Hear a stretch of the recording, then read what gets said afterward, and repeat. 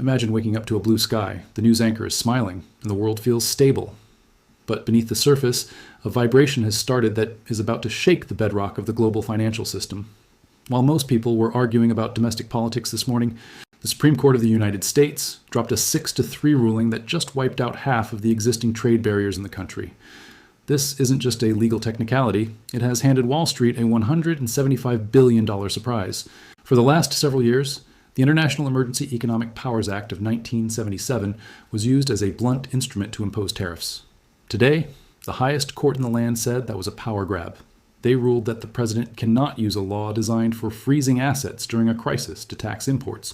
This decision has effectively nullified billions of dollars in collected revenue. But here's the open loop. You need to scratch. If the government has been collecting these billions illegally, where does that money go now? There's a mountain of cash, $175 billion, that technically belongs back in the hands of the corporations that paid it.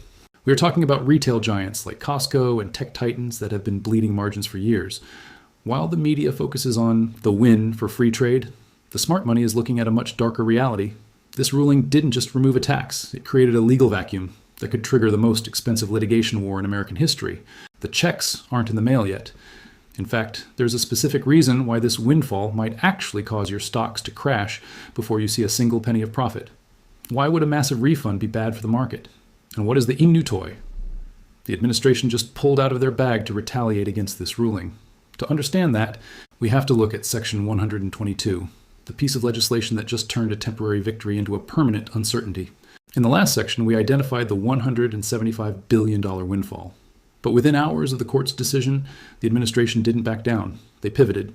They reached into the Trade Act of 1974 and pulled out Section 122. This is the new toy. It is a rarely used balance of payments authority that allows for a 10% global tariff. But it comes with a ticking clock that most people are ignoring. These are temporary measures, valid for only 150 days. This has created a cliff in the market. We have gone from permanent emergency tariffs to a high-stakes game of financial musical chairs where the music stops in exactly 5 months. The global map has been redrawn overnight. Countries like Japan, India, and South Korea have seen their rates shifted to a flat 10%, but China, they are now staring down a 35% total tax. Because this new 10% sits on top of existing layers that the Supreme Court didn't touch. But here is the danger. While the headlines say tariffs are lower than they were yesterday, the policy uncertainty is materially higher. Goldman Sachs has warned that this volatility is exactly what allows the big banks to eat your lunch. When there is uncertainty, retail investors panic. When retail investors panic, they sell. And when they sell, the institutional desks at JP Morgan are there to catch the falling knives at a discount. So how do you protect yourself? Most people think you just buy domestic companies. That is the obvious move, but the obvious move is usually the wrong one. There is a tariff winner triangle that 99% of investors miss. It involves the second-order effects of inflation and the Federal Reserve esque hidden reaction to this ruling. If tariffs go down, inflation should drop. If inflation drops, the Fed can cut interest rates harder and faster. But there is a massive catch. A specific sector that thrives on high interest rates is about to be liquidated. Is your portfolio hiding a rate victim? This creates our next open loop. If the Fed uses this moment to slash rates, the dollar won't just weaken. It could enter a free fall. What happens to your U.S. savings when the global safe haven status of the dollar is called into question by the very central bank meant to protect it? In the next part, we reveal the specific industries that are about to be crushed by the Fed's new opportunity to slash rates in the one asset class that is currently absorbing all the smart money. We've solved the mystery of the new 10% tariff, but we've stumbled into a much larger trap: the inflation loop. Experts at the Yale Budget Lab estimate that for every 1% change in tariffs, we see a 0.1% move in consumer prices. By striking down the old IEEPA tariffs, the Supreme Court just handed the economy a 0.8% deflationary gift. To a regular person, lower inflation sounds like a win, but to a central banker, it is a signal to act. The Federal Reserve now has a green light to cut interest rates faster and deeper than anyone expected just 48 hours ago. This is why the market is cautiously optimistic. They see the return of cheap money. However, there is a ripple effect that no one is talking about. Higher tariffs previously acted as a synthetic prop for the US dollar. If tariffs stay lower, that prop is kicked away. While a weak dollar helps US exports, it destroys the purchasing power of the average American household. We're entering a cycle where your stocks might go up in dollar terms, But your ability to buy a house, a car, or even imported electronics stays exactly the same, or gets worse. Look at the sectors. Metals, vehicles, and electronics are still the primary targets. But the domestic producers, who thought they were safe, are suddenly facing a new nightmare.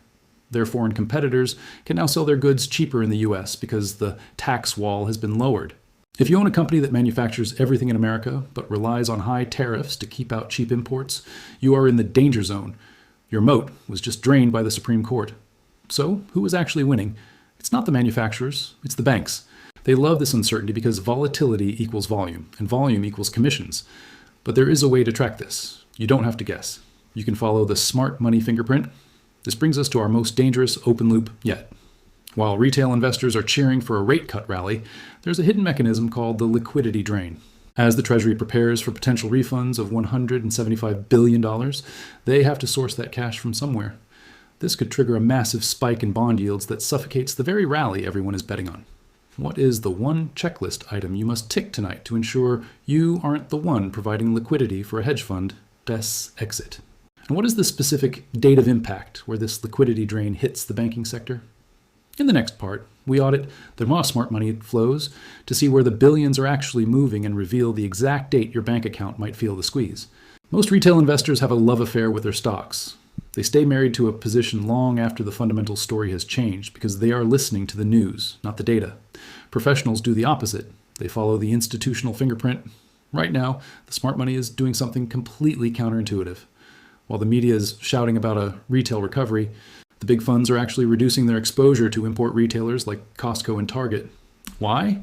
Because they've read the fine print of the Supreme Court's silence on refunds.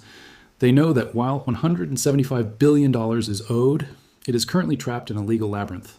They don't want to tie up their capital in a litigation lottery that could take years to pay out. Instead, we are seeing a massive rotation into big tech and domestic industrials, but with a very specific defensive layer, the tripwire strategy. A tripwire is a predetermined price point where you exit a position regardless of your conviction. It is the only way to remove the emotion that leads to self-flagellation, and that painful tendency for retail traders to watch their portfolio bleed out while hoping for a miracle.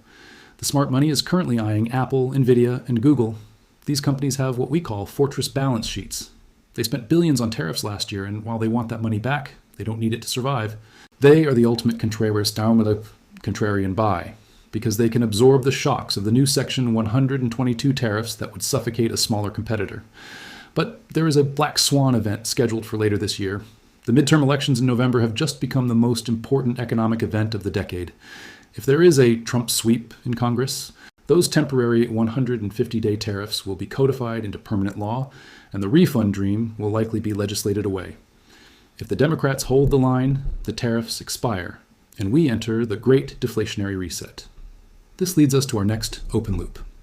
While everyone is watching the stocks, the bond market is screaming. There's a hidden mechanism called the liquidity drain. To fund even a fraction of these potential refunds, the US Treasury will have to issue a massive wave of new debt. This is not just a more debt. It's a supply shock that could send bond yields into a vertical spike. What happens to your growth stocks when the 10-year Treasury yield suddenly blasts past 5% because the government has to pay back the very companies you're betting on? You could be looking at a win-lose scenario where corporate refunds actually trigger a total market collapse. In the next part, we reveal that 1946 parallel, the last time history saw a shift this big, and the one asset that traditionally survives a liquidity drain. In 1935, the United States effective tax rate sat at 16.9%, the highest in nearly a century. After the Supreme Court ruling today, we have dropped to 9.1%. This is the exact level we saw in 1946, right as the world was emerging from the total chaos of a global conflict and searching for a new economic floor. History shows us that when you move from extreme protectionism to a forced easing of trade, you get a massive burst of short-term economic activity, but it is almost always followed by what we call a wobble. The wobble occurs because the market has to digest the loss of protected revenue while simultaneously adjusting to a flood of new global competition.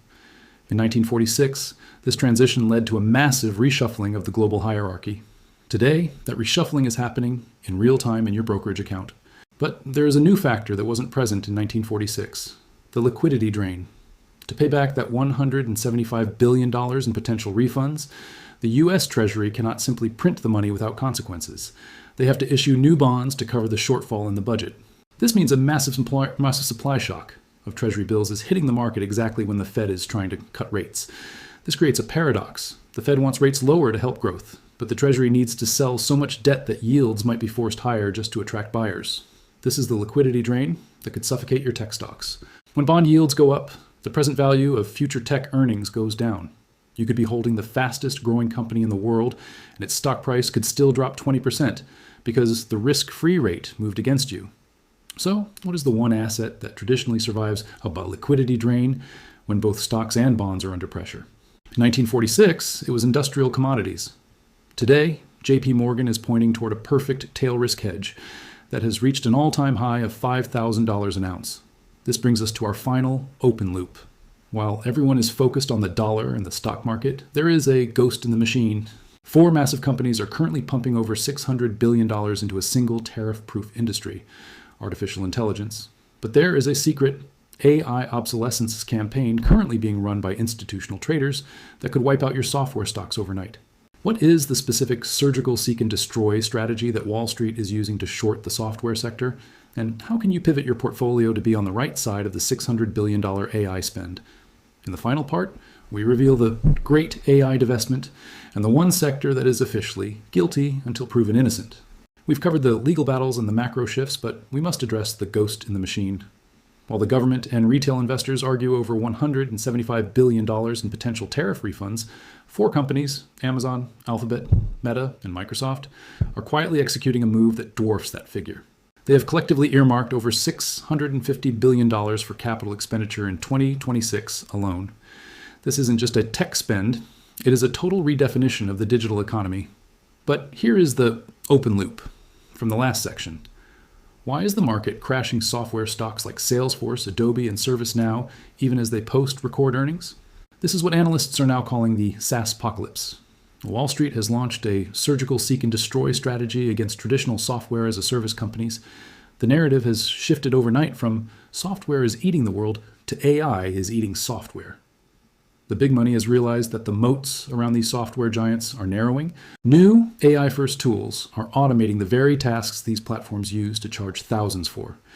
This is the great AI divestment. Institutions are pulling capital out of companies that rent you tools and pouring it into companies that own the infrastructure. They are betting on the picks and shovels, the custom silicon, the high-density data centers, and the energy grids that power the models. But there is a final urgent danger you must realize before you close this video. This $650 billion infrastructure push is being funded by debt. As these tech giants issue massive tranches of bonds to build their AI fortresses, they are competing directly with the U.S. Treasury's own liquidity drain we discussed in Part 5. This dual debt wave is the hidden mechanism that could send interest rates to a level that breaks the housing market. Your job in the next 150 days is not to pick the next big AI app. It is to ensure your portfolio isn't the one providing the exit liquidity for the banks. You need to be in the fortress assets, the ones that own the physical scale and the compute density. We have reached the end of our roadmap. You now understand the $175 billion earthquake, the Section 122 cliff, the 1946 parallel, and the SaaSpocalypse. The question is no longer, will the market be volatile? The question is, are you positioned to be the buyer when the smart money finishes its rotation? Stay resilient, stay disciplined, and most importantly, stay frosty. We've covered the legal battles and the macro shifts, but we must address the ghost in the machine. While the government and retail investors argue over $175 billion in potential tariff refunds, 4 companies, Amazon, Alphabet, Meta, and Microsoft, are quietly executing a move that dwarfs that figure. They have collectively earmarked over $650 billion for capital expenditure in 2026 alone. This isn't just a tech spend, it is a total redefinition of the digital economy. But here is the open loop from the last section. Why is the market crashing software stocks like Salesforce, Adobe, and ServiceNow even as they record earnings? This is what analysts are now calling the SaaSpocalypse. Wall Street has launched a surgical seek and destroy strategy against traditional software as a service companies. The narrative has shifted overnight from software is eating the world to AI is eating software. The big money has realized that the moats around these software giants are narrowing. New AI-first tools are automating the very tasks these platforms use to charge thousands for. This is the great AI divestment. Institutions are pulling capital out of companies that rent you tools and pouring it into companies that own the infrastructure. They are betting on the picks and shovels, the custom silicon, the high-density data centers, and the energy grids that power the models. But there is a final, urgent danger you must realize before you close this video. This $650 billion infrastructure push is being funded by debt. As these tech giants issue massive tranches of bonds to build their AI fortresses, they are competing directly with the US Treasury's own liquidity drain we discussed in Part 5. This dual debt wave is the hidden mechanism that could send interest rates to a level that breaks the housing market. Your job in the next 150 days is not to pick the next big AI app.